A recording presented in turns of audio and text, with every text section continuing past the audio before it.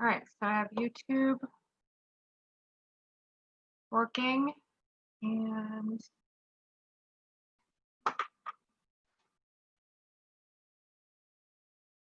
oh, and actually we have the other property owner is here. Moving her into a panelist spot, so not sure if she heard my explanation or not, but we'll get her. Okay.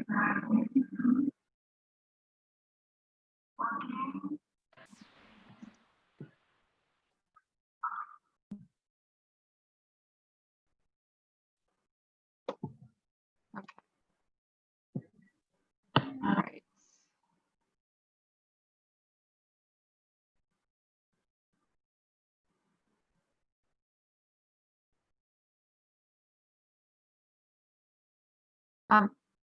Mrs. Shannon, can you hear me? I'm sorry. If Okay. you're talking to me, I'm sorry, I can't hear you. I'm trying to figure out why. Oh no, I'm not sure. Anyway, I was just explaining how this is going to work when we. There you are. Can see you. Can you hear? Oh, I can see the video. But you don't have any audio.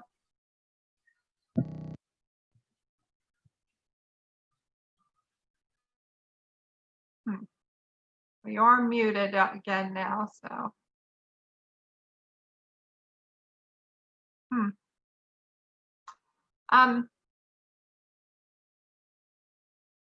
Jessica, do you have a way of? Oh, I can. Hold on. I can text her here. I'm sorry, ma'am. I can't hear you. I don't know why it's not working. I don't know.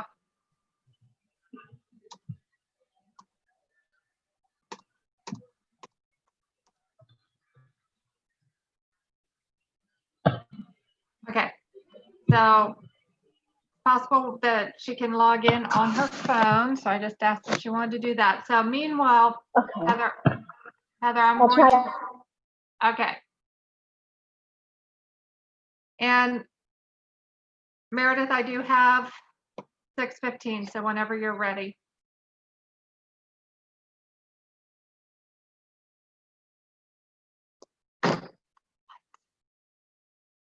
Hold on.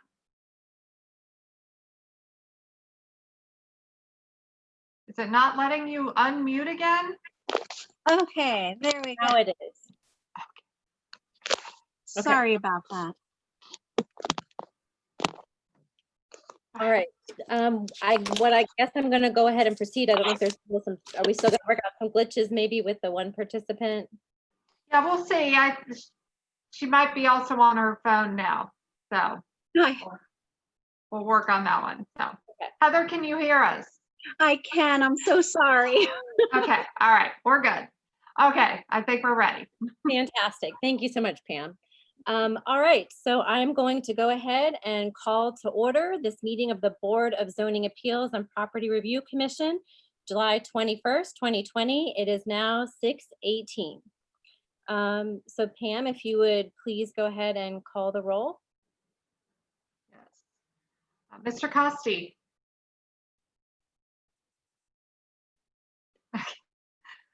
Mr. Burke.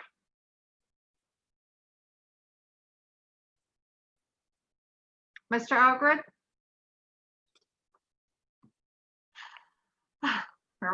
Ms. Schroeder. And Chairwoman Brinegar. Here. Okay.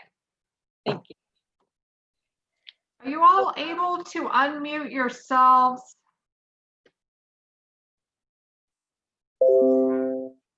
Try now. Yeah. Good now. Now we're good. Excellent. Always something new. We're just have to be and you're doing a good job with all of this, Pam, so far. So thank you for working on this. I know this is a newer version of this that we're trying out for tonight's meeting. So thank you. The first item for business tonight is approval of prior minutes from our last meeting on June 25th, 2020. I don't know if there's any corrections or additions to the minutes that you all should have received.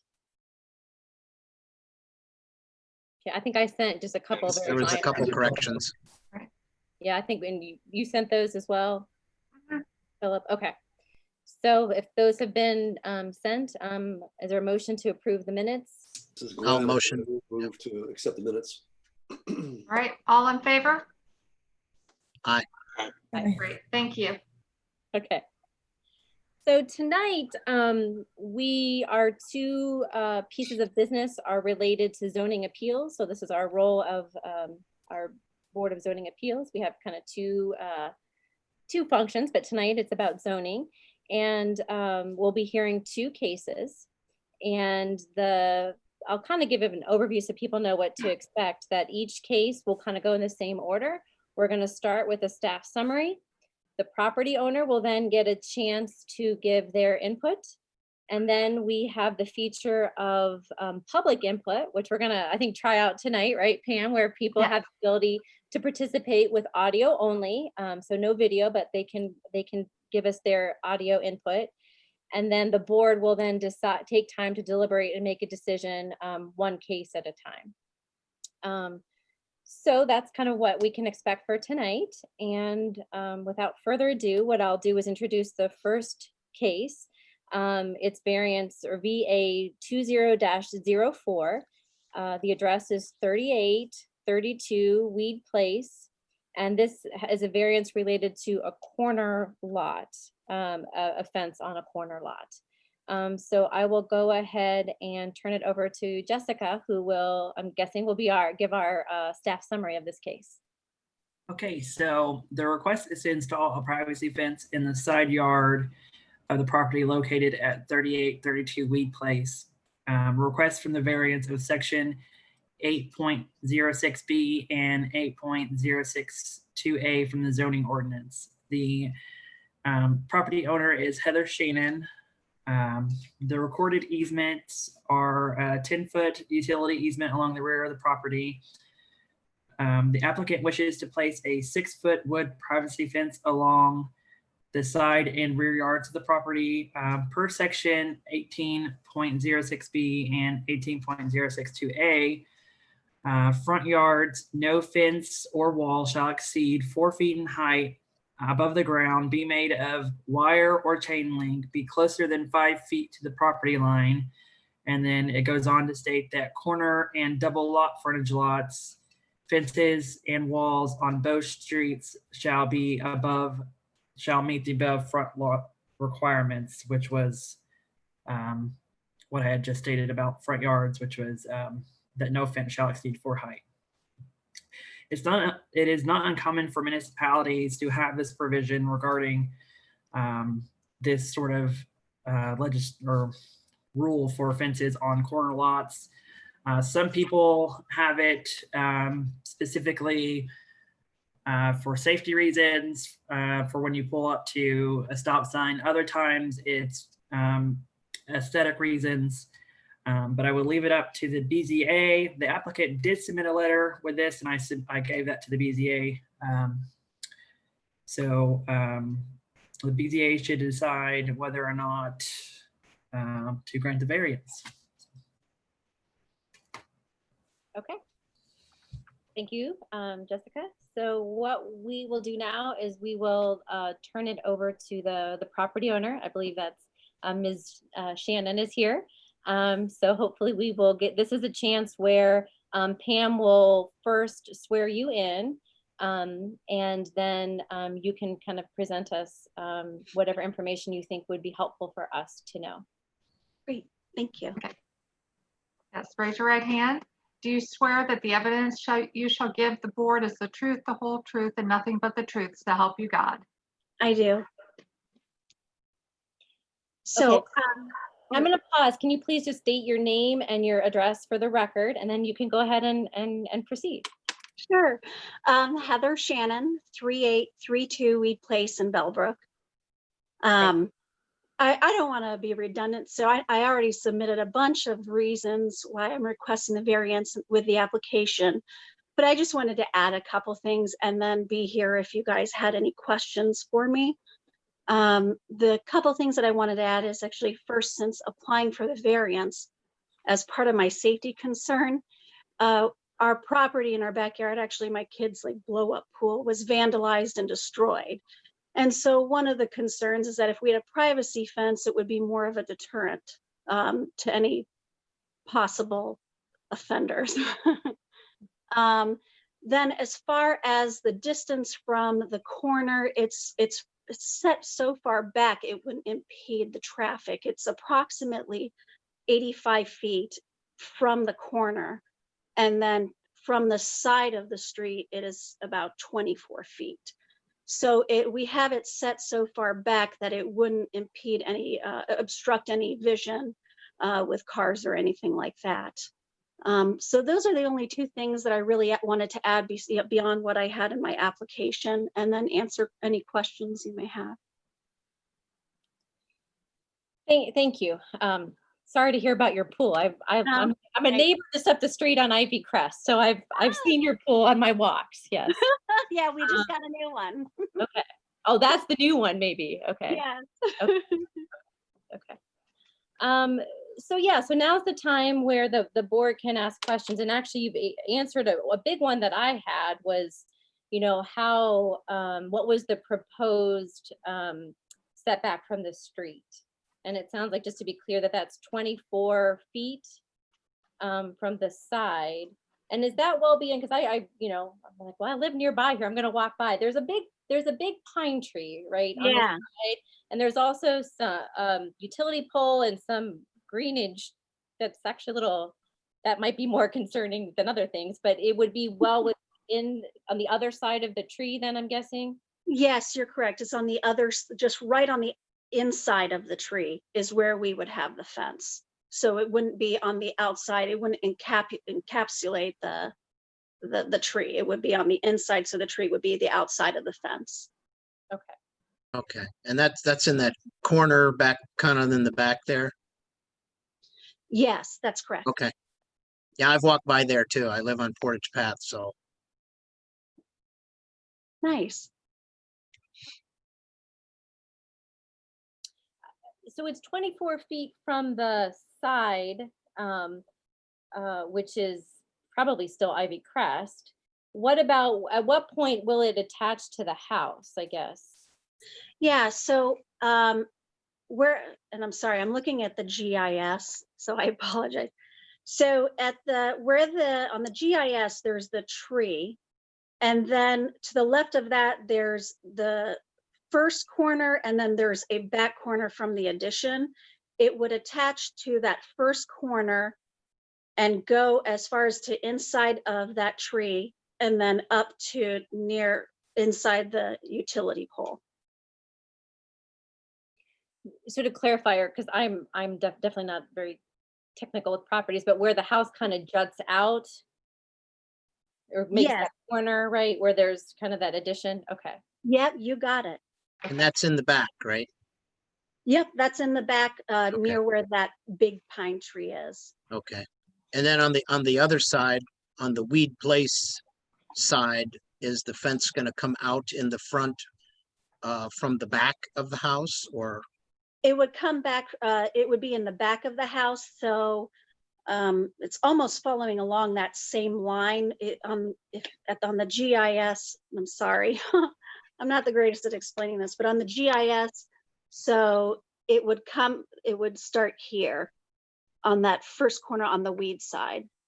I was gonna say, do you have your packet? I don't know if you can see here.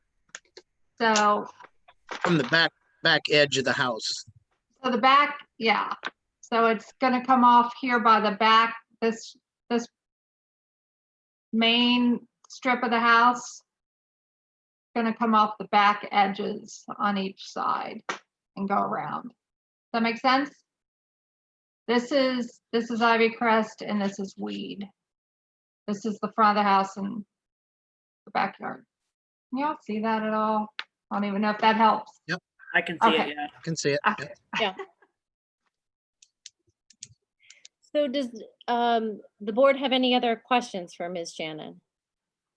Just to reiterate, the reason that you want the 6 foot, the main reason is because you said that Your children could probably get over the 4-foot.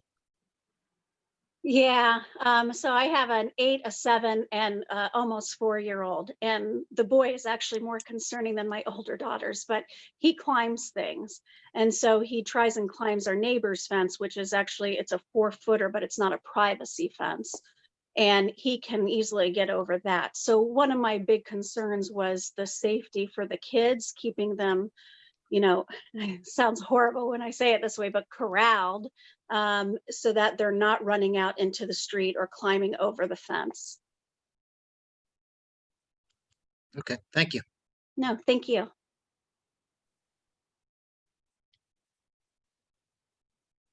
Any other questions?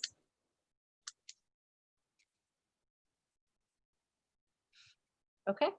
Well, thank you, Ms. Shannon. Thank you. Now is the time where we will allow public input. I don't know if we have anybody waiting in the wings for this, Pam, The person who's waiting, I know is waiting on the other case. the other case. Okay. Unless they want to raise their hand, they have something to say. Otherwise, I'm going to assume they just want to speak on the other case. So we did receive the one email in support of this fence, if you remember correctly. The gentleman was in support of the fence, so I think we should also mention that. So That is good because I was not remembering that. I think we've gotten, Yep. we have two complicated cases here with lots of input. So Right. thank you for that. So the one piece of feedback from a neighbor presumably was positive and in support of it. yes, correct. All right, so it seems like there's no public input live here at this meeting, but we, thanks Jessica for the reminder that there was written input. All right, well, having noted that, let's go ahead and close the public input portion, and it's now a chance for the board to discuss and to make a decision. Thank you for your time. Thank you. Thank you.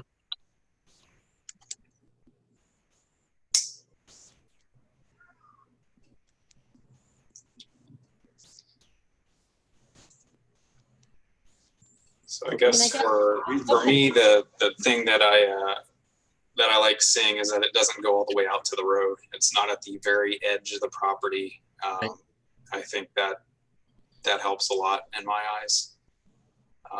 Keeps it away from the road.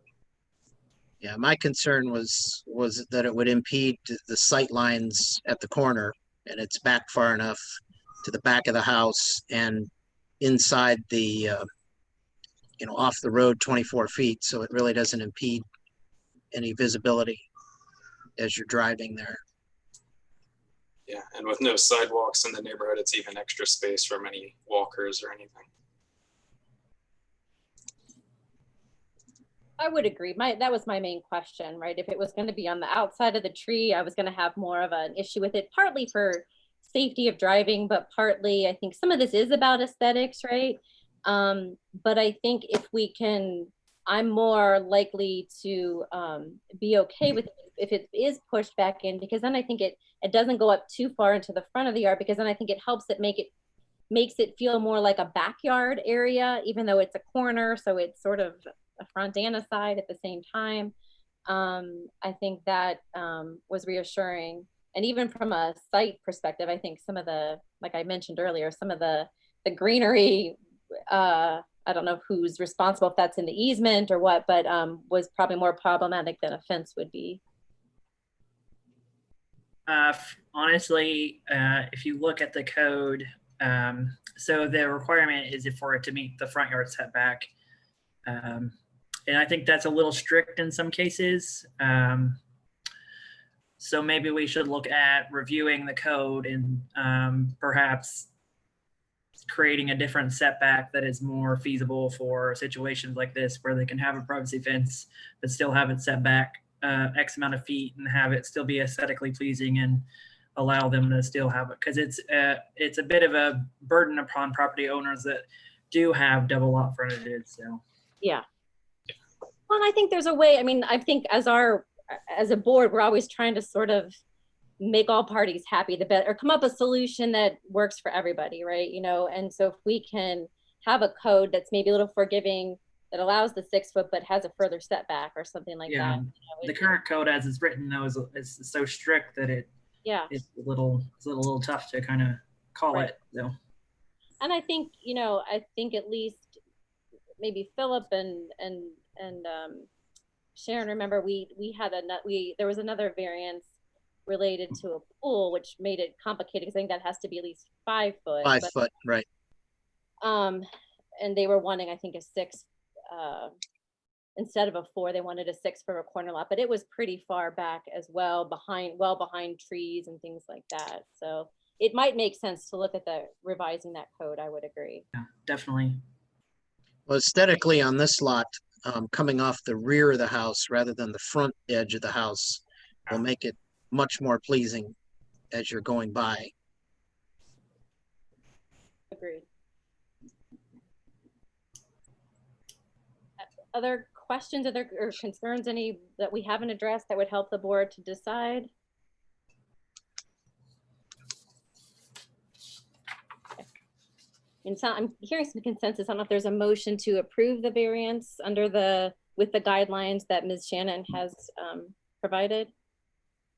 I'll make a motion to approve the variance of Weed Place, the 6 foot fence. Okay. Second.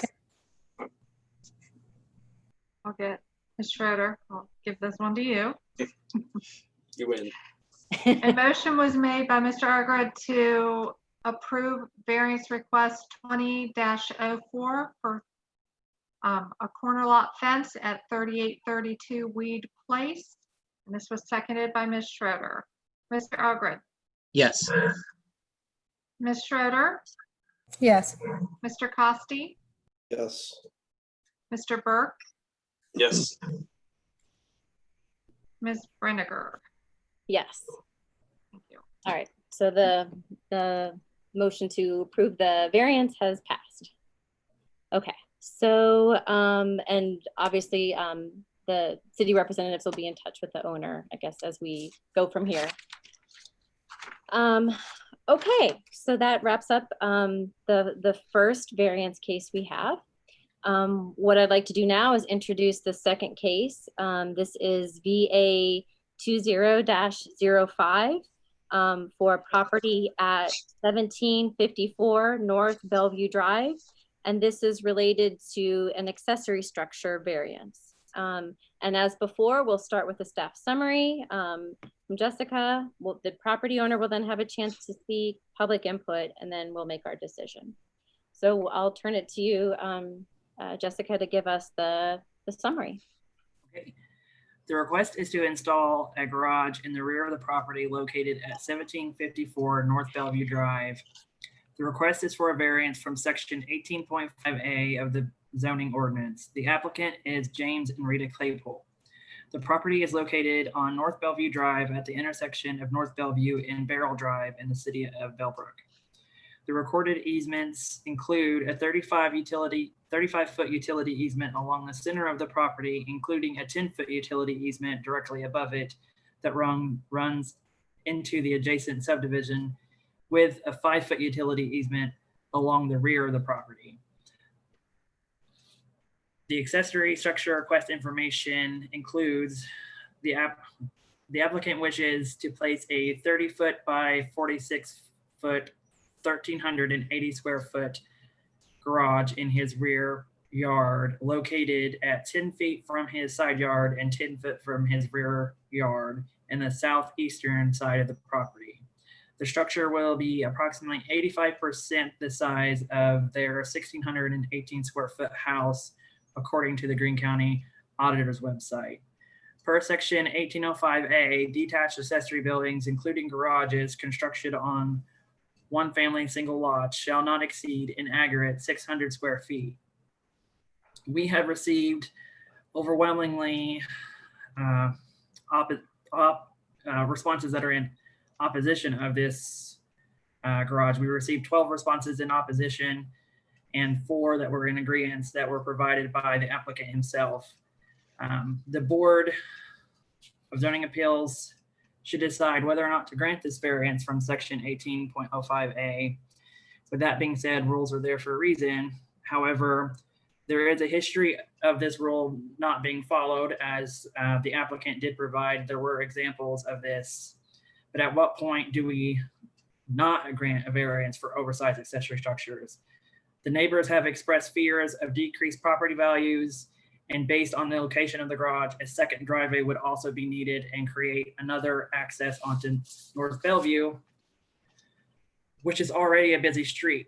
It should also be brought to the board's attention that staff has heard that the owner wishes to restore vehicles in this garage and possibly flip them. Now, this is just hearsay, but based on that, restoration can create loud noises, toxic fumes, air pollution, and groundwater pollution. The zoning code states that the storage and sale of merchandise or commercial repair of vehicles is prohibited. Article 18.161F also states the following regarding home occupation. A home occupation shall not produce heat, cold, dampness, create noise, vibration, fire, explosion, light, glare, dust, smoke, fumes, or odor, electric or electronic disturbances detectable to normal sensory perception by a person located on the premises or beyond the walls of the dwelling. Article 5.03F of the zoning code. In some cases, we've had, for instance, in the past where neighbors have overwhelmingly been in support of accessory structures like this, I believe it's okay to approve them.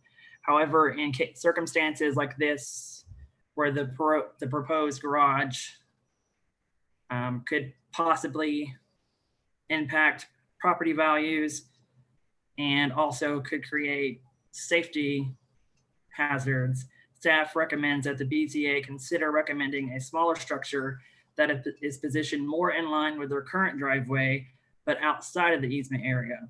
Staff has prepared a map that shows the easements on the lots with the potential of placing even the requested size garage in a more favorable area. And that was provided in the staff report. And you guys should have received the 12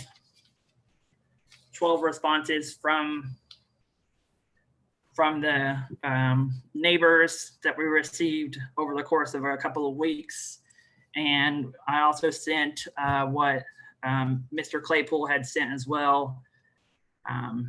So this is definitely a tough one. So there are some struggles with his property because of that easement area and placing a garage that size. So this is going to be a tough one for you guys to decide on, but I wanted to hand it over to you now. So. Okay, thank you for that summary. Now is the time where we will allow the property owner to give input. So just like before, we'll start out with Pam swearing you in. All right. Raise your right hand. Do you swear that the evidence you shall give to the board is the truth, the whole truth, and nothing but the truth, so help you God? I do. Thank you. So if you would like to go ahead and just like before, if you would please state your name and address for the record, and then you can go ahead and share information that you think would be helpful for the board to know. Okay. My name's Jim Claypool, 1754 North Bellevue Drive in Bellbrook. Rita. Her name's Rita, sorry. Thank you. To dispel the rumors, I don't know about the flipping cars and stuff. You're willing to talk to any of my friends and see if I flip cars. I don't flip cars. I like to work on them. We'd like to have an area set up as a shop. She does woodworking and stuff, and I like to tinker with cars. And we have a couple old classic cars that we store. We don't take them out all the time, so it's not that. Just want a place to work with the stay-at-home order that we've had. I'm sure all of you wish you had a place to go out and get out and be able to do some kind of craft or hobby thing.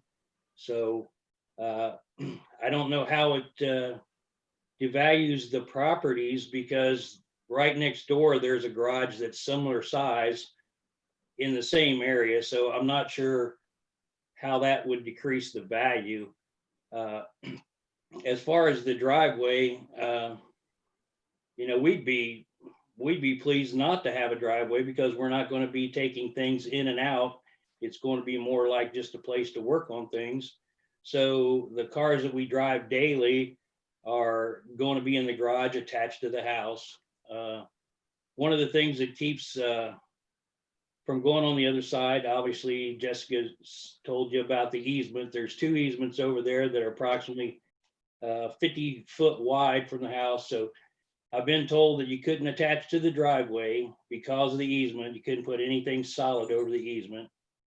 And then when you get out of that easement on the opposite side, there's a drop off there that would have to have like a retaining wall to keep from going down in there. And as you know, there's already been, the bridge got washed out down there. So something that would change the amount of water going down there in that area where the bridge is going to could cause more flooding to the neighbor on the other side of the creek. You know, we'd be putting more water from the gutters on the garage down that hill and some erosion to that property. So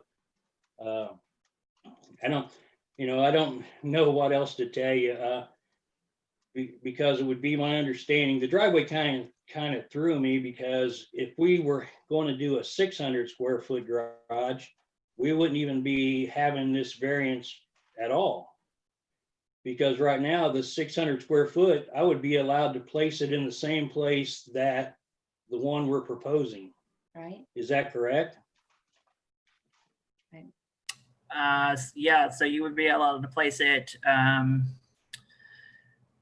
you would allowed to be allowed to place it there, but the second access, you would have to get that approved through Ryan Paisley, our service director. And I don't know that he would want a second access out onto Bellevue there, so. Okay, you know, we've went around the plats, and I've seen how properties with 2 driveways. I could give you some examples of those if you'd like, to show that it's been allowed in the past, or, you know, it could have been before the change, but there are houses that have multiple driveways on the same property. So if that's a concern, I can find those for you and submit those. Are we required to have a driveway? I mean, if it's going to be a garage area, our regulations state that you can't park in the grass of a yard. So I'm not comfortable with having a garage that doesn't have a driveway of some sort. So not having either a compacted gravel or some sort of blacktop or concrete drive is a little weird with that size garage.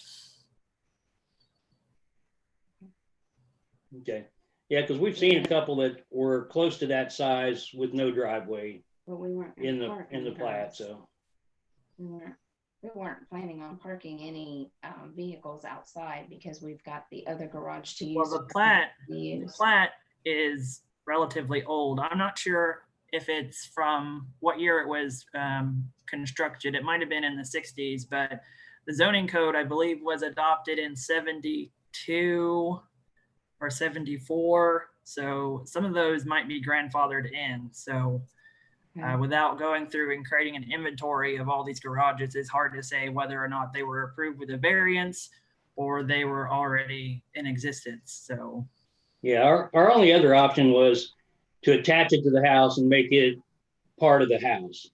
And we would still do it on that side, because that's the only place that we would be able to do that. So it would kind of make it look different than the other houses in the neighborhood, is what we were thinking. So as far back on the property, kind of didn't change the effect of the neighborhood. Kind of looked like the neighbor's property just flipped the opposite direction maybe, but his driveway does come in on that side. So I don't know. The only other option we had was to make it attached somehow. We've seen where they've had breezeways that made it attached to the house. Breezeway didn't really aesthetically look very good to us, going out for 20 or 30 feet to to a garage that's detached. But if that's what we'd have to do to make it attached, that would be okay with us. We just like a place to be able to store some stuff, have a place, a shop to work in, like a woodworking thing. We do a lot of crafts and stuff for the church. We make a lot of different displays. We don't sell them. We just make them because we like have something to do. So, but we appreciate Jessica's help in letting us know what we needed or what to ask for and what to do. Some of the directions she gave us, and appreciate the opportunity to talk this over and see what our options are going to be. So that's my spiel, I guess. I said, this is our first time doing Zoom too, so we're a little nervous. It's a process. It's a process, yes. We're glad the technology's working and that you're able to give your input. Yeah.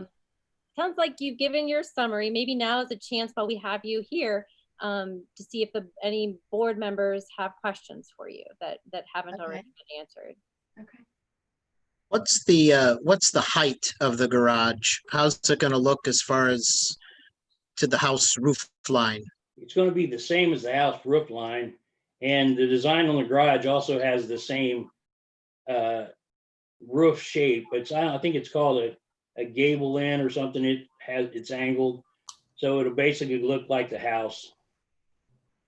I thought it would look nicer.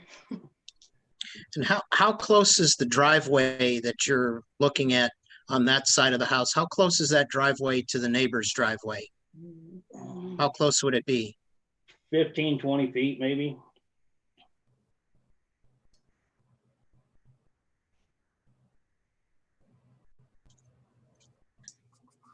And which side of the, I know that the garage is kind of sideways. Which way would the opening be faced? Face toward the street. Toward the street, okay. Yes.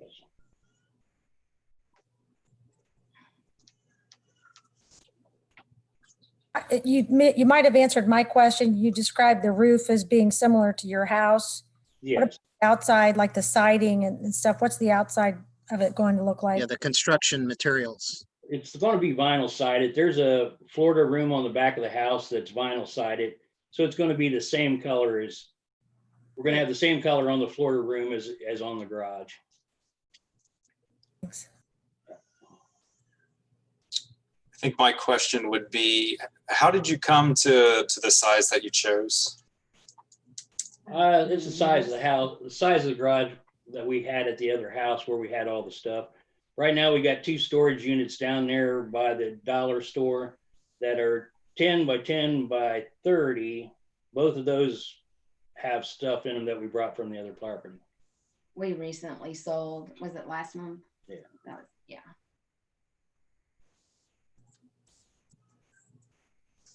So how many square feet is currently total then that you're using to store this? What is our garage? You at 10 by 10 by 10 by 30? Yeah. So that's 600 total? Right. That doesn't have the cars in it. Oh, it That's doesn't just- have the cars in it. That has the woodworking equipment and some motorcycles that I have. Okay. Because the shed's going to have to go away. Stuff in the shed. And putting the yard tools, the lawnmower and stuff like that in part of this. So Will there be any trees or anything that'll have to be removed or taken down or? One pine tree, right? one pine tree will be taken down. Yeah. There's 2 behind it, so wouldn't be noticeable from anywhere else, but.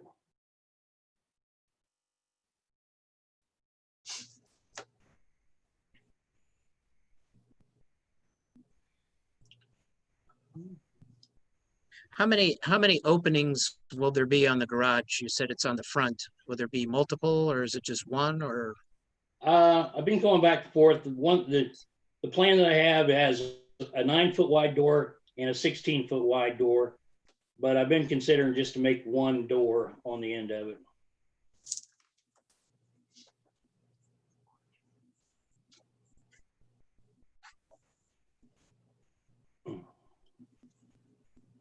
So I guess there was, you've partly answered this, and that it sounds like you are saying that you are not planning to use this accessory structure for commercial purposes. I don't know if there's, so I guess I wanted to confirm that first of all. No, I don't have any intentions of wanting a business or starting a business. No. I just retired from the work and gonna have some time around the house to make some things and tinker with stuff. So I'm not interested in that at all. Is there going to be any welding or any, Jessica talked about fire, dust, any of this sort of thing? If you're working on vehicles or woodworking, how does that, is there containment or, you know, how will you work with that situation? I have a welder, if that's what you're asking. You might tack some metal together or something like that. No construction part or building things like that out of it. It's just mostly tack welding. And the woodworking is just, I don't know, making frames. It's just, it's not it's just a hobby I'm kind of looking to get into. It's not even, it's just little crafts for myself. I'm not, making to sell at a flea market or anything like that. It's just little things to tinker with. Are you talking like a lathe No, or what kind of equipment would no, you have? I have a scroll saw. I have a jigsaw. Table saw, miter saws, mostly hand tools, nothing like a lathe or anything like that. I think the comments on like the dust, noise, heat, all that was in direct relation to a home occupation as well. So I'm not sure if that applies, just, general tinkering. Yeah, I mean, I see the neighbors tinkering in the garages around here and have stuff. So yeah, I don't think that's a problem for just general home use. It's more of in a business Commercial setting. And a residential. It's meant to keep home businesses be, confined and non-disruptive. So I have a quick question. I think it's going to need to start with Jessica. So I'm looking at it's like an overview map, and there's like a blue rectangle where the resident suggested placement, and then 2 yellow rectangles for what looks like a city suggested. And were those just based on being able to repurpose the existing driveway? Is that why they're recommended that way? Correct. Okay. And then as far as, is that one that's sort of next to the blue rectangle? Is that on top of a fence or something? It looks like maybe there's something there. That would require them doing something with their current fence. Yes. Okay. Are some of those placements though also assuming the same size that they are requesting, or Yes, is it smaller? Yes, if you read the staff report stated that so I suggested that the garage be 600 square foot in aggregate. However, the size that I placed those as was indeed the 1,380 square foot. Right. Okay. I just wanted to clarify because Okay. The footprint looks the same. Yeah, it is exactly the same. Okay.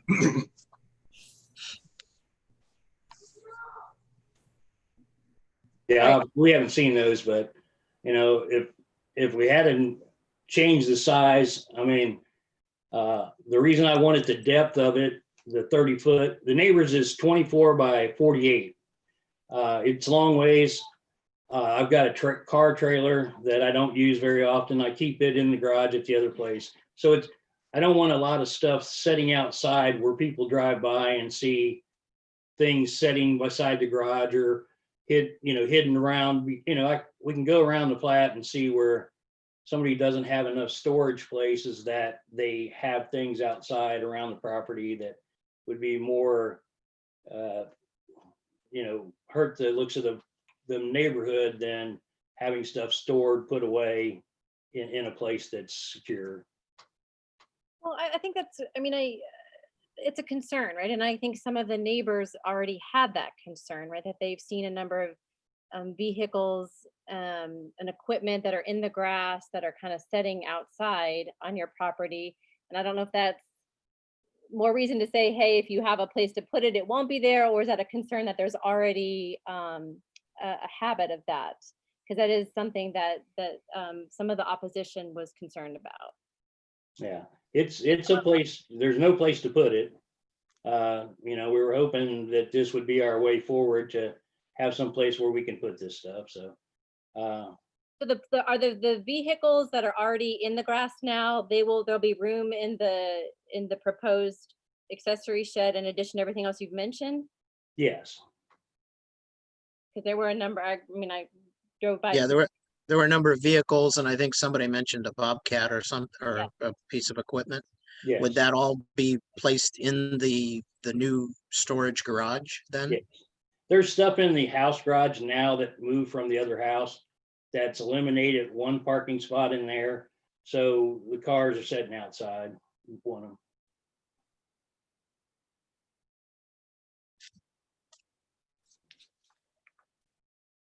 Okay, any other questions for the property owners? This one's probably for Jessica, but I'm not sure if I followed the yellow suggested compared to where the Claypools want to propose it. What was the logic in the alternative locations? The logic is that it maintains the same access point. So it'd use the same access point. So there wouldn't be a need for another driveway then at that point. Correct. So what we were told, and this was a while back, I talked to, she's probably retired by now, Ellen Magnemeyer or something. Eileen. Yeah, I'm really sorry. I really screwed that one up, but That's okay. you know, she was saying that nothing could be attached to the driveway that's there due to the easement. You couldn't have any hard surface that connect to that or added on to that. I mean, you currently have hard surface on the easement, in the easement. Yeah, there, but she was saying that you couldn't put anything else. If you're telling me we can attach to that, you know, that changes a little bit of the story, but. So as long as our service director, so we would have to get Ryan, our service director's approval. So as long as he is okay with a concrete drive over top of that area, then that's fine, because that can be ripped up if there's ever anything that needs to be replaced. A building cannot be ripped up, obviously. Yeah. So a concrete drive like you have currently can be ripped up pretty easily. And this no different than when water mains in the street need repaired and they have to rip it up out of the street. Yeah, I think I got something where she had asked somebody in the city about the driveway connecting, because there was already an issue about when the person did the driveway, they put a place for the air conditioner condenser for the outside down, and they were saying that that was not something that they would replace if they tore the driveway up because it was over what they had agreed upon. I think the guy's name was Ryan. I'll try to find the paperwork where she had asked him that. I thought I had it right here, but.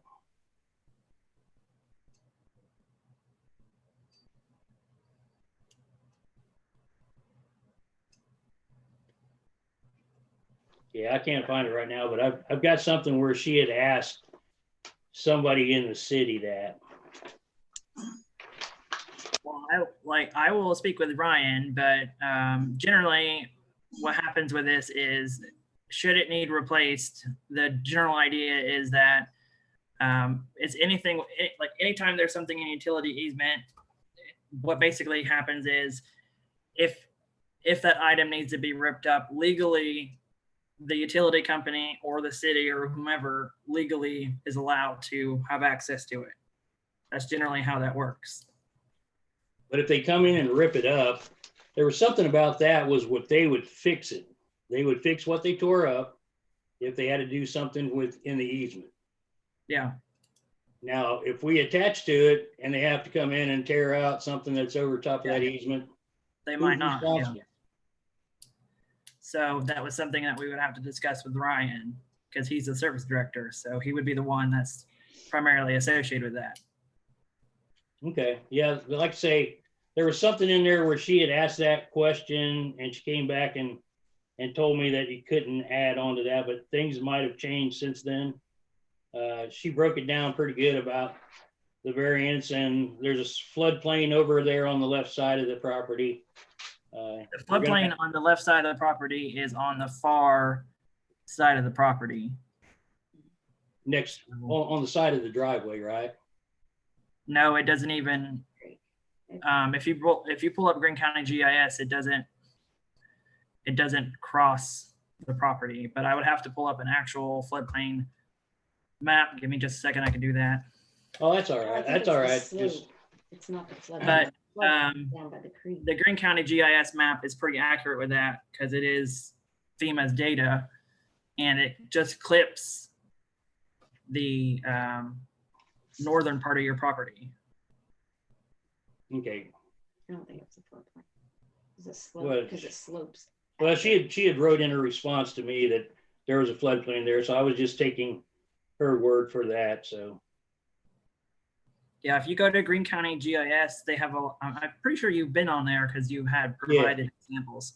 yes. There's a floodplain layer you can click on, and that'll show you where the floodplain is in relation to your property. Okay.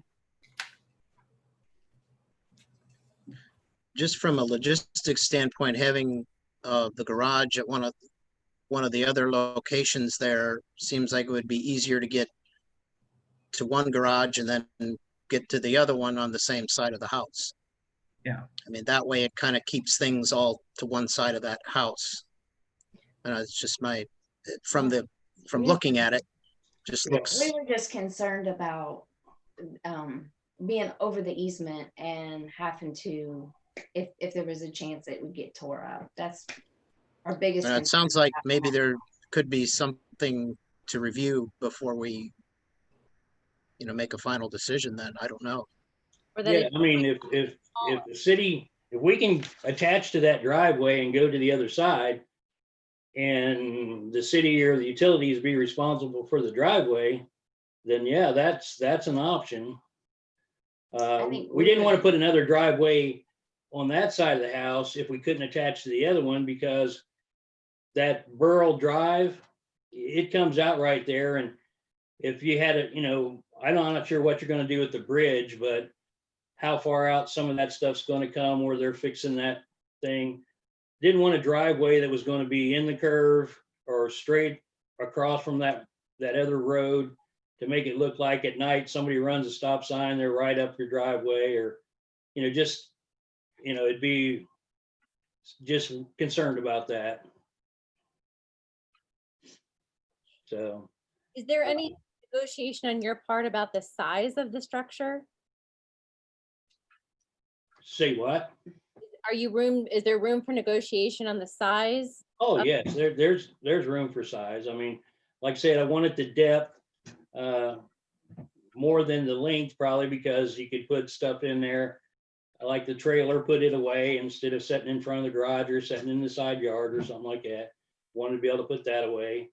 So yeah, there's room for that. I mean, like, far as down through here, there's two houses right on this street that have one that's 12 by 48. If 12 by 48 will work, and that's what we can get, we could do that. I'm concerned, the one concern I had was the 85% of the size of the house. That seems very high for a structure, for an additional structure. Yeah, there's about 200 square foot difference between the other properties on this same street and the garage that we're asking for. So, I mean, if 200 square foot changes that number that much, like I say, we could do a 24 by 48.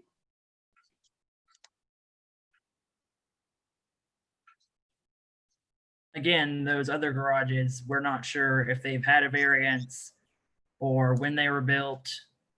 So it's hard to say if Right. they were, you know, built in the 70s before the zoning code, or if they were built, you know, in 1995 or whatever. So Yeah, I know, for instance, that your neighbor's property, that was built before he purchased the property. So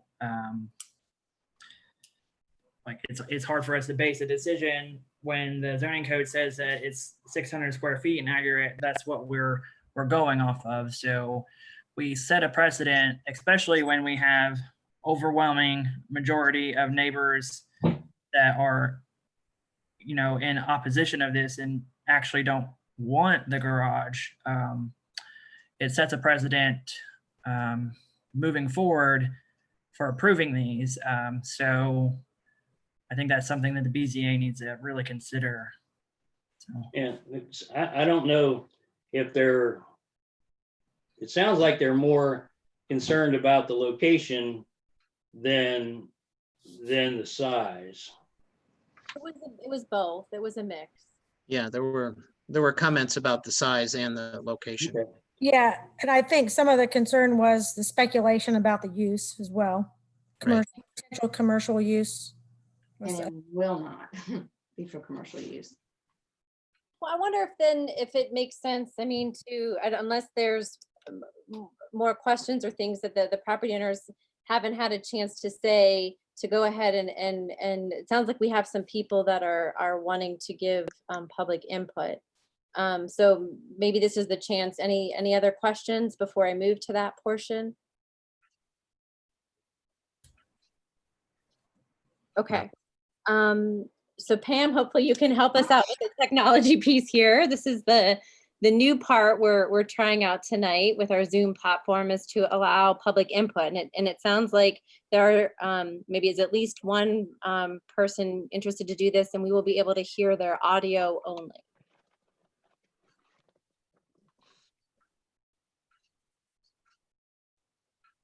Hello. Okay, there you are. I was gonna say, I think I unmuted you. All right. Okay. So, can you state your name and address, please? Yeah, Steve and Wendy Lutz. We live at 1764 North Bellevue, right next to Jim. All right, and can I ask you to take an oath? I can't see you raise your right hand, but I'll assume you're raising your right hand. Do We you will. swear that the evidence you shall give to the board is the truth, the whole truth, and nothing but the truth, so help you God? Yes, I do. All right, thank you. All right, so please go ahead, Mr. Lutz. This is your chance we have received your written input, but we would also welcome your audio input. Okay. Well, as you know, we've residents here for 25 years. We take great pride in our property and our neighborhood and our community. When Jim first approached me about this, I looked at it objectively. One of the things is I'm the one that has the large garage here, which was here before I bought the property. I've had neighbors behind me complain about the size of the structure. One thing, when we bought this, I was not the first person to come through. Most of the people walked away because of the side of the garage versus the size of the yard. And it was explained to me by Deanna O'Diam, our realtor at the time, that a secondary garage is like a swimming pool. Not everybody wants one. So you limit your pool of buyers when you do go to sell. Well, in our case, I bought this property $23,000 under appraisal because of the garage. Now, with that being said, I've had people approach me here once the letter went out to the city, and most everybody was gravely concerned, as we are, to aesthetics to the neighborhood, the placement, location to our property, etc. How it affects retail or resale value, which it will, because these homes are most likely empty nesters aren't going to be purchasing them. It's going to be somebody with a family, and not everybody wants a large building or to live next door to something. that may or may not have things setting out, noise, etc. Neighbors to the rear don't want to see anymore. Basically, it's a lot with aesthetics and property value. So this is a big issue.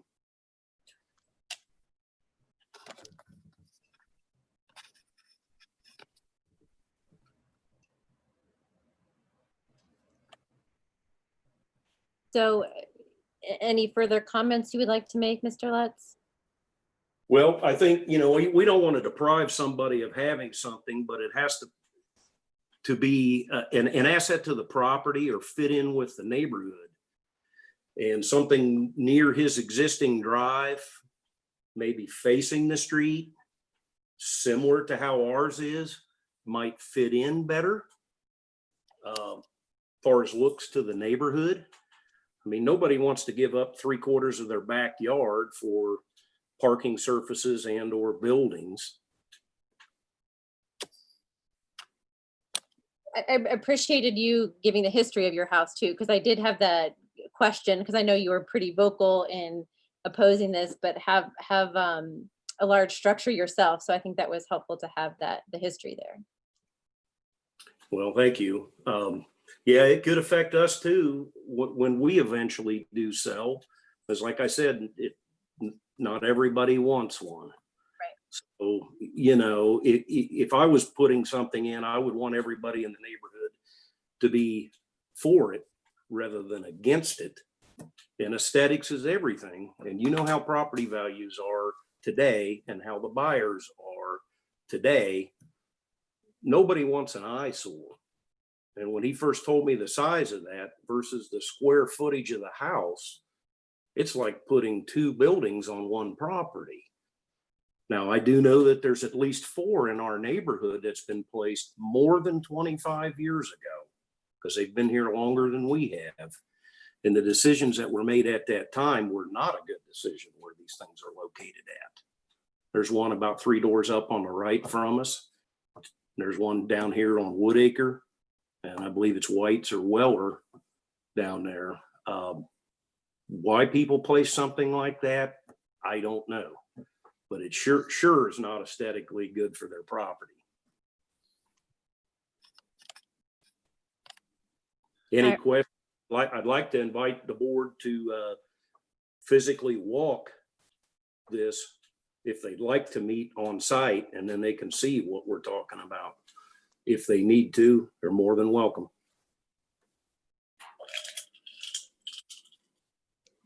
Thank you for your input. Thank you. Thank you. Pam, is that the only person requesting public input? Yes. Everything else was received by mail or email. And we passed those along. Right. Okay, well, I think I'm curious, Mr. Lutz's view, if he has one, about the potential for, you know, a smaller size, like we were discussing earlier in the meeting, and or one of the Different location. Mhm. If that would, you know, make it a little bit more, it would make it more appealing or less concerning. Well, if you did a code compliant garage at the end of the existing driveway, you know, maybe a little larger, it wouldn't look so bad and fit in. And what you have to realize is what one neighbor does affect the value of others and or the neighborhood. So to help him, there has to be something. And I did tell him a few months ago when I sat in his office that the best thing to do was to ask to where that storm sewer runs right up the driveway there, to place something there that works for him and the neighborhood. If that can. Oh, sorry, Steve. Yeah, me and Steve talked about it a number of times, and you know, I was just going by what I was told by the city before about not being able to connect to that driveway. Because for us, connecting to that driveway and being able to go straight back would be perfect. I mean, it would be good for us. But from the chart that I got from the other lady at the city, she had the backyard sectioned out, had a red block around it and said, this is where your rear property is. And she said you couldn't connect to the driveway. So that's what I was just going by. If you know, I told Steve then, I said, I'd love to be able to just have it back there where, you know, you could connect to the driveway, but I was told that wasn't possible. So if that can be an option, we would really go with that. Like I say, but the other lady had something from, I think like I said, I think his name was Ryan.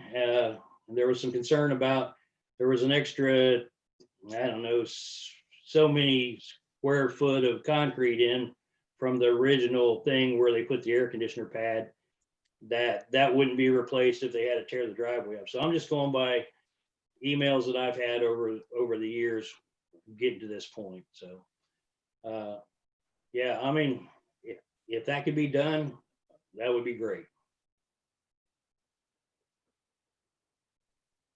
Okay. All right, I think maybe now it makes sense to close the portion of the public input and a chance now for the board to go ahead and discuss the scenario, the situation, and to make our decision. So I guess for me, this has already been said, but certainly a large factor for me was the strong degree of opposition from the neighbors. This is very much in contrast. You know, we recently had a variance where we approved a larger structure where we had the exact opposite, right? We had overwhelming support from the neighbors who were including the very next door neighbor, right?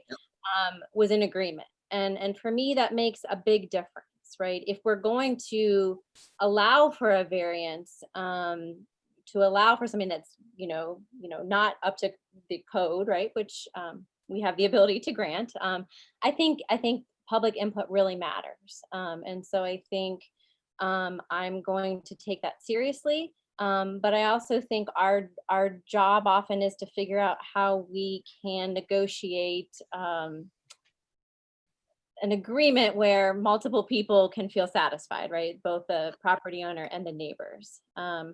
So I certainly have reservations, both certainly about the location as well as the large size. Yeah, I echo you, Meredith, on the neighbors. Just reading through everything was very overwhelmingly against, which was interesting to read, in contrast to what we've had in the past on some of the things where neighbors have been in very high support. I guess my concern is the location, and if there would be a way to get it on the other side over there, one of those other locations, I really think that would fit in kind of what Jim was saying they would like to get on that side. So they have access over there, and I think it would look better. I went by the property several times, just kind of trying to see how it looked, and it probably would look better on the left-hand side over that way. And I don't know if that's something that could be looked into. Possibly there's something that could be done with those alternate locations. And if the homeowner's kind of thinking that would be advantageous also, it might be worth looking into, to at least help the situation aesthetically. Well, it can help aesthetically and also help prevent another driveway from being added. I think that's a major concern, not only from a safety point of view, but more concrete, there's just many layers to that, right? The other consideration is there's going to be utilities going to this garage wherever it is. So it's more than just the driveway. It's the buried utilities that would have to get to the garage somehow. And I'm just confused about this easement. I don't understand how it's got a driveway on it already. Has that been, I mean, is that like an old grandfathered in thing that we don't have to worry about? Or can we get some clarification from the city staff on that it's okay that the driveway is there before we begin adding two more structures, I guess, that would feed off of that same driveway?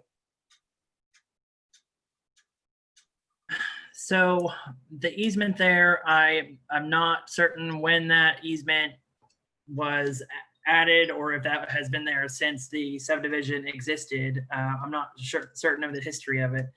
But based on the house's location, I believe that the driveway was already there. I have gotten like some little bits of history where they dug up the that driveway at one point and replaced it to put in pipe there. So the city may have placed the driveway there originally with the pipe underneath it for whatever reason, or the developer for that matter. I'm not 100% certain on that. So without proper records, I can't say for, like, with 100% certainty what it was for, or who put it there, or why it was allowed. I do know though that generally we do allow some things in an easement area, and a concrete pad is a little bit forgivable. It's more forgivable than, say, a shed or a more permanent structure. What about buried utilities? What about like water pipes and conduit? Would that be the same as a driveway? I'm not understanding what you're.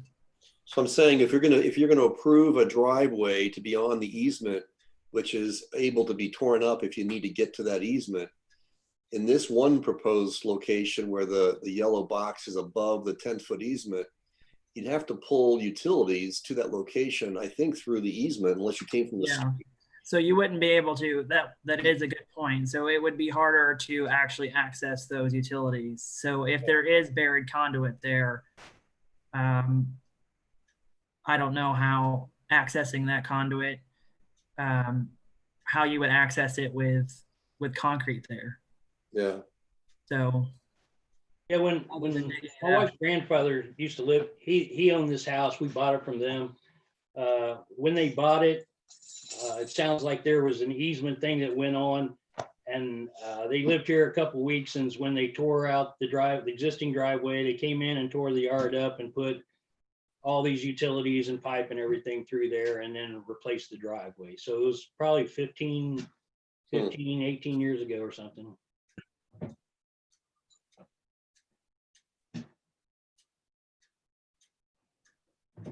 So really it's figuring out what's there, what works, getting with our service department, seeing if we can find old original plans, and determining really what we can do, I guess, if we want to go forward with that. Is there an option for us to defer a decision and allow the homeowner time to digest all this feedback that he's received and maybe resubmit another plan for our consideration? Is that something we're allowed to do? Or we could, or I'm going to suggest we can make a decision on that plan as submitted, but then with the understanding that they can resubmit. Yeah, I mean, I'm hearing from Mr. Claypool that he's reasonable about size and willing to negotiate on that, willing to negotiate on the use of the driveway. Maybe with some better information, he'll know better how to propose a plan. And I get his passion of what he wants to do. I want to try to support that, but then we've never had such overwhelming resistance. Yeah. So maybe there just needs to be some more time spent on developing a plan and resubmitting maybe. Yeah. Will there be some suggestions from you guys about, or find out if the driveway can be, Yeah, I will make sure to get that handled myself. I'll go in and make sure we get that handled before we even take it before a board or anything. So.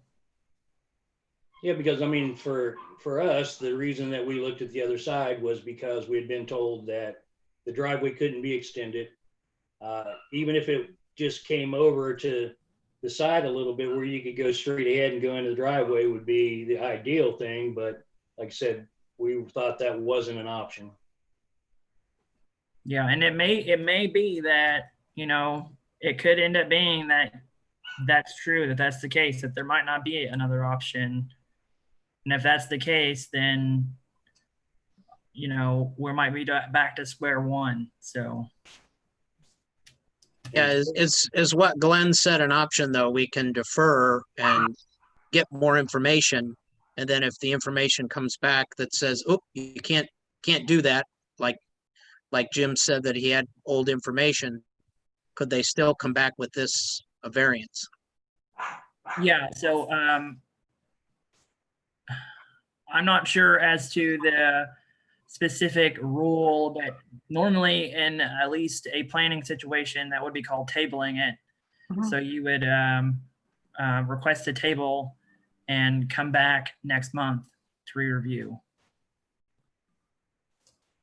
Yeah, That sounds feasible. yeah, I agree with that as well. I mean, it sounds like parties are trying to be reasonable. So it feels as if there's got to be some alternate solution, because it even sounds like some of the ones that the city's proposed, both the neighbor and the homeowner would prefer those. So it seems like this is a good chance for us to go and see if that's possible, because if there's going to be any type of leniency or variance, you know, if it comes in the form of something that both the homeowner and the neighbors prefer versus this one that was based on information that none of us can even validate right now, it seems to take a look and see. And it might be good for the board members to actually go out there and look at the property too. Mr. Lutz had suggested that a couple of times. So I think that would be beneficial. I know that when I was doing subdivision review at Greene County, you know, you look at something on paper and it looks one way, but then when you really go out and you look at a property, you know, in its physical form, it looks completely different. So. Like I said, I went by the property a couple of times, and that left side over where the vacant lot is to the left of your house, as you're looking from the street, it looks like that area would be better aesthetically and give you more access through your existing driveway. Yeah, I agree with that as well. I've been over there a number of times. We're fairly close in terms of like a walking route, and our daughter lives right down the road, just several houses down. And I agree that, you know, that area over there, it's a very large lot. There's a lot of space there. So I think it is worthwhile to take a look at that. Yeah, I just had a couple comments and points, and that being, yeah, I would definitely like to pursue an option to not put another driveway. Aesthetically and just functionally, I don't think that makes a lot of sense.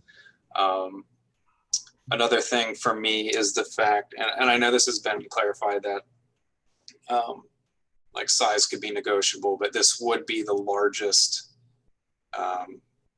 garage shed structure in the city, accessory structure wise, if it was approved as presented.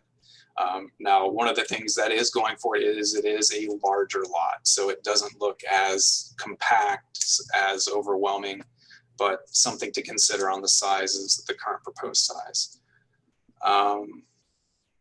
Yeah, this is hard. This is really hard without having all the pieces of information at our table right now.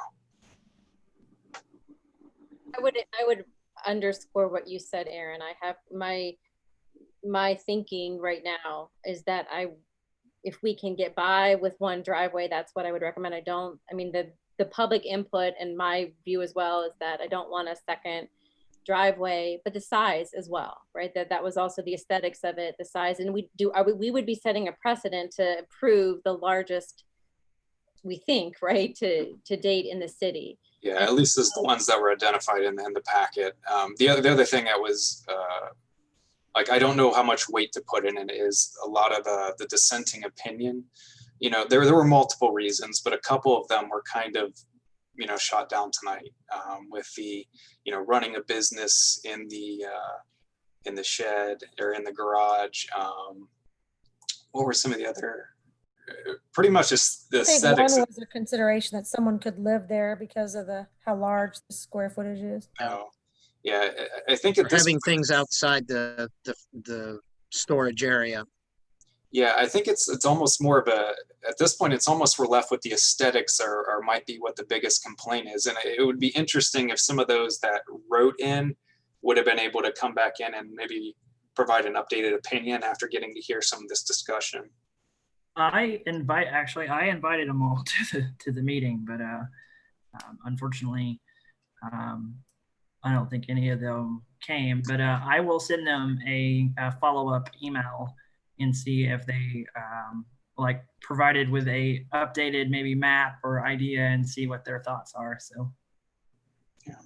Because we also, if we're going to table this and this will be a case that'll be heard again next time, there will be the whole process of posting the public notice about the case. So it would give those people a chance to look at, again, if there's changes or if there's not and what's been discussed, and they would be able to see all of that. Good. Okay, so you're going to give some options is what I'm hearing. Is that right? Yeah, we'll work out some options, and then so I'll get with Ryan. I'm actually meeting with Ryan in the morning, so hopefully I can get him to talk with me about it before he leaves. So so hopefully we can get it done pretty quickly, and then we'll get some options together. And then we have to have, because of the way the BZA works, we have to have at least 10 days to send out notices and stuff like that before the next meeting. So but once we get that all together, I'll send you, Mr. Claypool, some of the options that we have together. And then as far as size, are we still basing it on the same exact square foot, or are we going smaller? Or what is the deal with that? So. We can, I mean, I don't want you to set a precedence of the biggest garage in the area or something like that. So if it could change to 24 by 48, which is what most of them are on this same road here, that would be fine. It's kind of it's going to be an option for us that we don't keep paying for storage units and stuff, and be able to put some stuff that's currently being stored outside inside. Or the board suggestion? I think that the minimum that you had said was 12 by 48, which feels like that's half the size of the 24 by 48. So, Sorry, I mean, I was thinking 24 by 48. I misspoke on that. I'm sorry. I was gonna say the 12 by 48 is less than 600. So Right, we wouldn't need a variance. Yeah, I'm sorry. I don't know what I was thinking, but like I say, the 24 by 48, there's two here on the same street that are that size, and we could make that work. We'd probably store our trailer somewhere else. there's still maybe some concern, I guess, that because there's already the next door neighbors is about the size of that and has some complaints. So I'm just saying that's something to think about if we're to do this again, right? And to get public input. I mean, the size was a factor. Yeah, the size and the location. So if the size is a little smaller, the location's a little different, perhaps that will please everybody, the homeowner and the neighbors. And Jessica, what goes out to like the notification that the neighbors get? Is it simply a notice with like the title of the case? Did they get any background information? They get the request, and then they get the code, and then they get the meeting time. And I was just thinking, as before you even said anything, that maybe they should actually get like a diagram and some background. I was just going to say it would be nice if they could get as much, and also before the next meeting, really define as much as possible, maybe the aesthetics of the structure itself. I think as much as we can provide detail ahead of time, I think the better. Yeah, because there were some comments about metal, being a metal building, which was dispelled today. If we're matching the vinyl to your Florida room, that also plays into, okay, it's going to fit in a lot better if things match, rather than somebody thinking it was a metal building with, certain aesthetics. Right, yeah. Yep. All right. So do we need a motion to table this, or you know, what's the next step, I guess, that we can do? It sounds like that. I mean, certainly uncommon, I think, for our committee, but it sounds like that's what I'm hearing, that we just need to table it in lieu of gathering more information and potentially a submission of a new plan. So So I make a motion, we table it. I second. On, okay, so Mr. Costi, Yes. okay, and Mr. Robert. Thank you. Yes. Sorry, I'm jotting too many notes over here. All right, a motion was made by Mr. Costi to table the variance case number 20-05, accessory structure at 1754 North Bellevue Drive, and this was seconded by Mr. Ogred. Mr. Costi, Yes. Mr. Ogred, Yes. Mr. Burke, Yes. Ms. Schroeder, Yes. and Chairwoman Brinegar. yes. All right, thank you. To table this has passed, and I suppose it may depend on the timeline of when things can happen, of whether this would be at our August meeting or September, right? Given that we have to have the notice, right, Jessica? Yeah, it'll definitely be in our August meeting. Yeah. It'll definitely be in August. Okay. Okay. So the August meeting tentatively, if we're looking at the third Tuesday, would be August 18th. Yep. If anyone has a problem with that date, we can look at some other options, but that gives us enough weeks to do the behind the scenes work and to do the notices. Actually, that's my nephew's birthday. That's your nephew's birthday. Okay, so does anyone have a preference other than the 18th? We can do something else that week. I'm fine with anything that week but that day. How about the 25th, the following week? Kick it a week. 25th, okay? Yep. Does that conflict with other boards or anything? No, not at this point in time. There will be a council meeting on the 24th, but nothing on the 25th.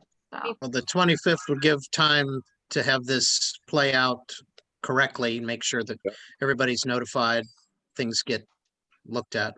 Okay. Does that sound okay, Mr. Claypool? Yeah, The that's fine. 25th? And Okay. thanks for looking at options, looking at the driveway and those other things. We appreciate that, trying to work with us and trying to make it where the neighbors are okay with the same thing too. So that would be great. We see some options. Thank you. Yeah, and same to you. I mean, we're always going to be for the better if we can get agreement among all parties, right? So. Is there anything else you would need from us? Or do we just wait? Not at, actually, if you have those records from Eileen, if you could send those over to me, I think that would be helpful. Okay. Okay. Okay. All right. Well, thank you. Thank you. Thank you. Okay, so just the next item on our agenda would be property maintenance. If we had any cases, but we don't have any to review tonight. And there's no other, I don't think there's any other updates, right, Jessica? No, there was going to be a property maintenance case on tonight's agenda. However, some other stuff with that property got brought to my attention. So I really wanted to investigate that before I brought it to your attention. So I'm going to have to get with some surrounding neighbors to see if I can get some pictures and evidence. So because there's multiple issues with the property. So that might be on next month's agenda as well. So Okay, could be on the horizon. Okay. And then no other updates for other cases tonight for property? I mean, as far as old cases or anything? no, we haven't heard anything back. We haven't heard anything about Dane Lane or any of that. It has been being mowed pretty regularly, which is a godsend. So that's always pleasant. On my for me, at least for me anyway. So I'm not sure if staff is doing it or if they actually have somebody mowing it. But when I go check it, it's always mowed. So yeah, Something. That's a good thing. yeah. Yeah, so we're trying to work on the update of the property maintenance code as well. However, we have just been inundated this year with permits in requests and variance requests because of COVID. And I think I alluded to this in some of the emails, but to put it in perspective, Jeff was on his 107th permit at the end of the year last year, and I'm on my 111th as of today. So, and that's not including variances and you know, conditional use applications or things like that. So Property maintenance violations, that's yeah, not on there. violations. You've been It's been really busy. So the permits for fences, especially in pools and sheds, have been crazy this year because people have a lot of free time on their hands, so they're getting things done. I was joking with Melissa Dodd. I said, "How many? Like, when do we run out of permits to issue? When is every fence built?" people want those options in their pool in their backyard if they, you know, in this time it makes sense, but it's a lot. Yeah. Okay. All right. Is there a motion to adjourn? Motion to adjourn. Second. I will. A motion was made by Mr. Arkard to adjourn the meeting for July 21st, 2020. This was seconded by Mr. Burke. All in favor? Yes. Thank you very much. Yeah. All right, we'll be sending out stuff, and it looks like the 25th will be the meeting unless y'all need to 25th. reach out.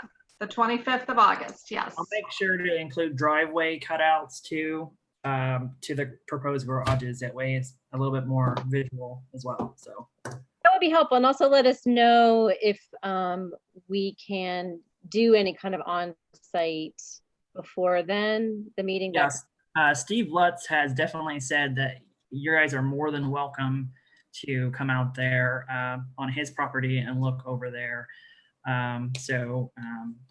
Yeah, I can provide you guys with his email, and if you guys want to go out to his property, you'd more than welcome to let you come out there. So Might be good. It might be good just in the sense of showing that we gave everybody full consideration, just to do that, Yeah. just to make them Yeah. feel like we listened to them and took it Yeah. seriously. Right. Agreed. All right. okay. All right. Thank you. All right, good Everybody. All right. Thanks, everybody. Thanks, everybody. See ya.